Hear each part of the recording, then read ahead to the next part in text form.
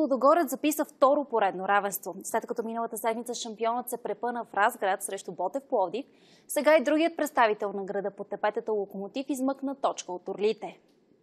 Въпреки многото проблеми, които изпитва в последно време Локомотив Пловдив, чернобелите намериха сили да се противопоставят на Лудогорец. Равенството на Лута пък даде малко надежда на преследвачите на разградчани ЦСКА и Литекс, които делят второто място с по 58 точки, 8 по-малко от лудогорци. Още в първата минута гостите получиха възможност да поведат в резултата, но Роман Безяк пропусна. Останал очи в очи с Господинов. В 34-та минута Върджил Мисиджан даде преднина на тима на Стойчо Стоев, след като реализира пряк свободен удар. След час игра Локомотив изравни от идентична ситуация. Камбуров стреля от фал, стражът на Лудогорец Владислав Стоянов не се намеси добре и Йордан Минев си отбеляза автогол.